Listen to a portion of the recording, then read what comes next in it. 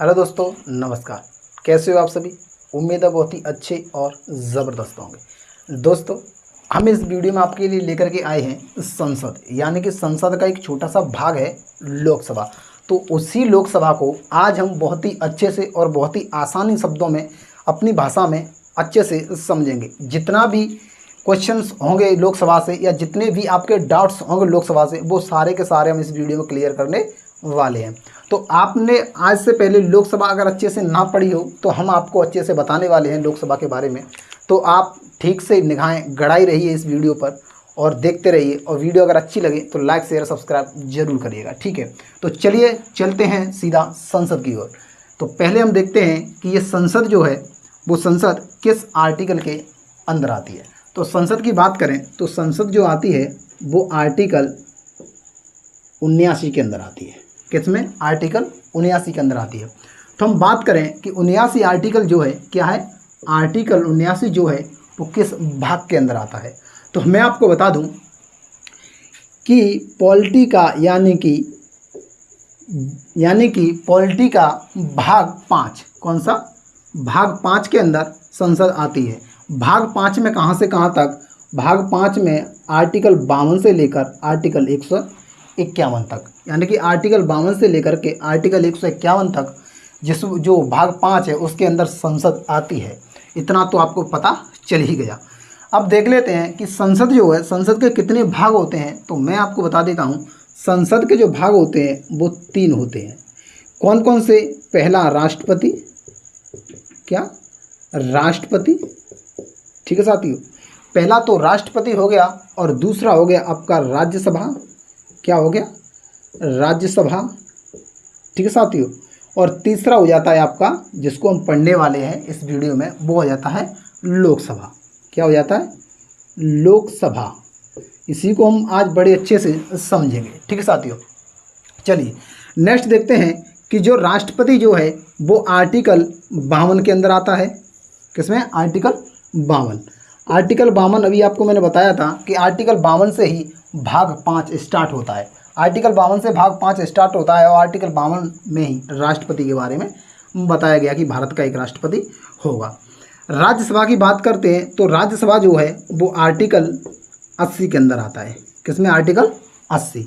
और लोकसभा की बात करें तो लोकसभा में आर्टिकल 81 के अंदर आता है। किसमें? आर्टिकल 81 के अंदर। बात करें कि इनकी वर्ष के बारे में, यानी कि इनकी आयु देखी जाए तो राष्ट्रपति बनने के लिए न्यूनतम आयु कितनी होनी चाहिए?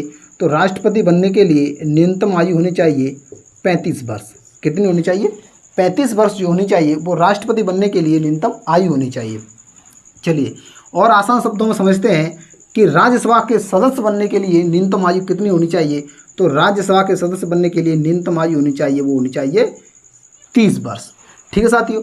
नेक्स्ट बात करते हैं कि लोकसभा का सदस्य बनने के लिए न्यूनतम आयु कितनी होनी चाहिए? तो लोकसभा का सदस्य बनने के लिए न्यूनतम आयु होनी चाहिए, वो होनी चाहिए 25 वर्ष। यहाँ तक कोई प्रॉब्लम आपको? आशा है कोई प्रॉब्लम नहीं होगी। देखिए, लोकसभा के बारे में हमने देख लिया कि आर्टिकल 81 के अंदर आता है और लोकसभा सदस्य बनने के लिए 25 वर्ष मांगी जाती है। चलिए अब हम जो स्टार्ट करेंगे इसमें से वो स्टार्ट करेंगे लोकसभा। साथ ही हम देख लेते हैं जो लोकसभा है उसको निम्न सदन बोला जाता है। कैसा? निम्न सदन। ये कौन सा सदन है? निम्न सदन है। और ये कौन सा सदन है? ये उच्च सदन है। कौन सा है ये है उच्च सदन और वो है निम्न सदन, ठीक है साथियों? यानी कि उच्च सदन ये है और निम्न सदन ये है। बात कर लेते हैं, चलिए हम लोकसभा को ही देख लेते हैं। तो पहले हम इसको साफ कर लेते हैं। अगर आपने नोट नहीं किया है तो प्लीज़ आप नोट जरूर कर लेना। देखते हैं लोकसभा को। देखिए अब हम स्टार्ट करेंगे लोकसभा। नेक्स्ट वीडियो में हम देखेंगे राज्यसभा के बारे में, फिर देखेंगे हम राष्ट्रपति के बारे में, ठीक है साथियों? तो देखिए हम देखते हैं लोकसभा। देखिए यहाँ से लिखना स्टार्ट करते हैं हम लोकसभा। यहाँ देखेंगे हम लोकसभा के बारे में। तो देखना साथियों, लोकसभा, यहाँ बात करते हैं हम लोकसभा के बारे में। तो मैंने अभी आपको बताया था कि लोकसभा सदस्य बनने के लिए 25 वर्ष न्यूनतम आयु होनी चाहिए। कितनी? 25 वर्ष न्यूनतम आयु होनी चाहिए। और लोकसभा में जो आर्टिकल बताया गया था, अभी मैंने आपको बताया था, वो आर्टिकल था 81। कितना था? आर्टिकल 81 था। और बात कर लेते हैं कि लोकसभा के अंदर उच्चतम यानी कि अधिकतम सदस्य सीट संख्या कितनी है, यानी कि अधिकतम सीटें कितनी हैं लोकसभा के अंदर। तो मैं आपको बता दूं, लोकसभा के अंदर जो अधिकतम सीटें हैं वो हो सकती हैं कितनी? 552 सीटें।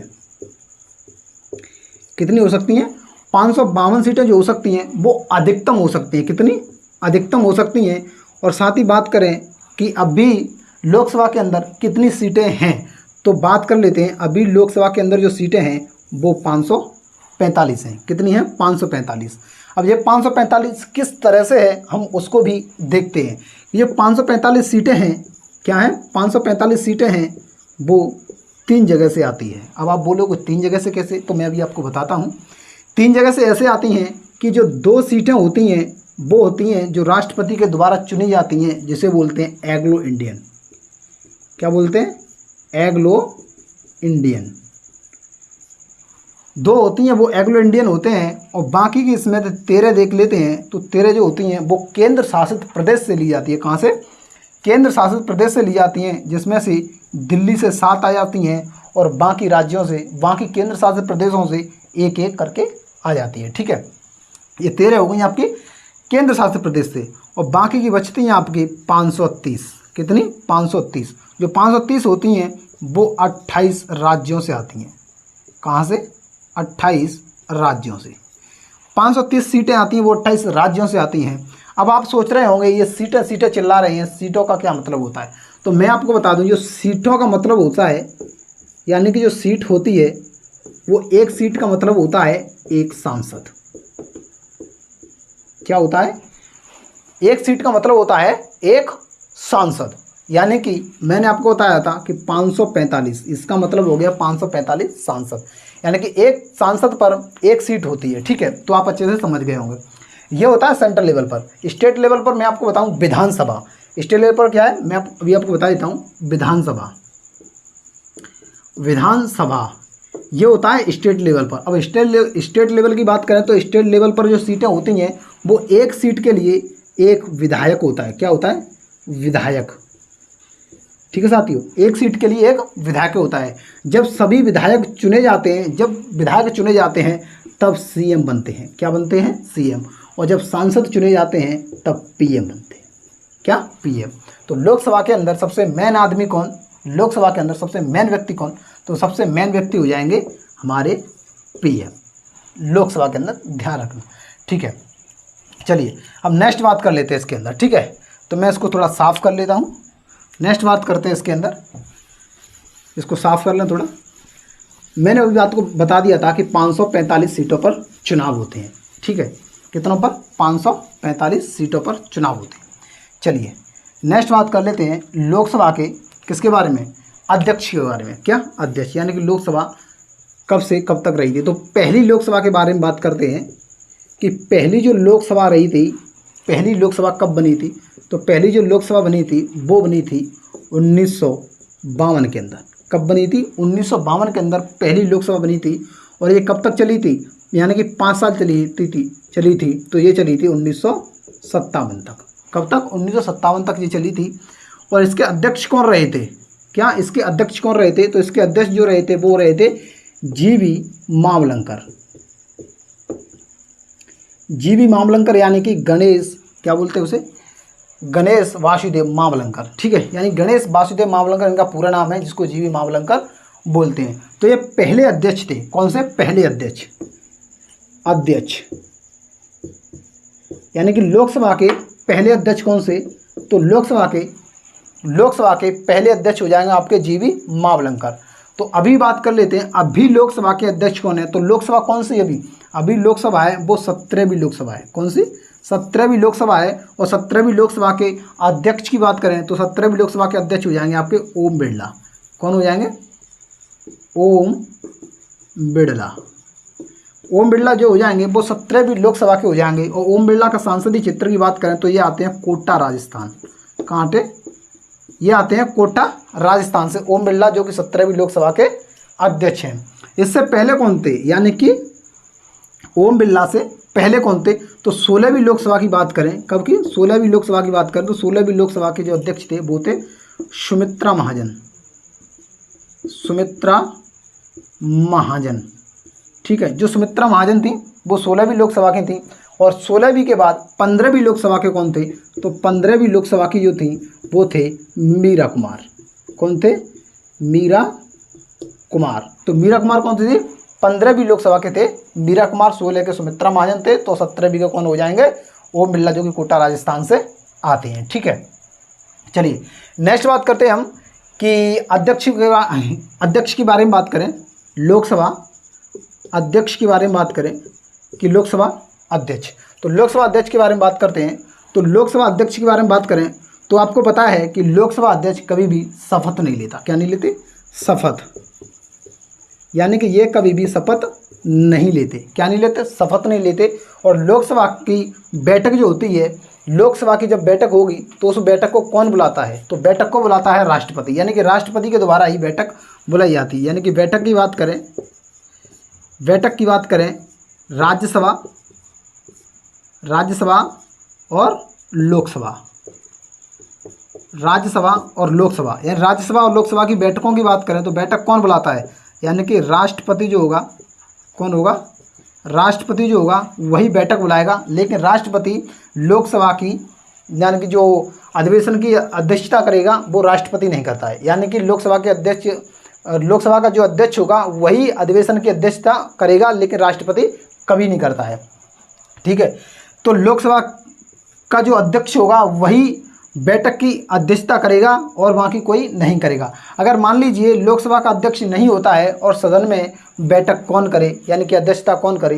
तो मान लीजिए लोकसभा का अध्यक्ष नहीं होता है तो बैठक कौन करेगा? तो लोकसभा के अंदर एक उपसभापति होता है। क्या होता है? उपसभापति होता है, सॉरी उपाध्यक्ष होता है। ये अध्यक्ष है, एक होता है उपाध्यक्ष। लोकसभा के अंदर कौन होता है? लोकसभा के अंदर एक उपाध्यक्ष होता है। तो लोकसभा की जो बैठक होगी, सदन में जो बैठक होगी वो उपाध्यक्ष करेगा।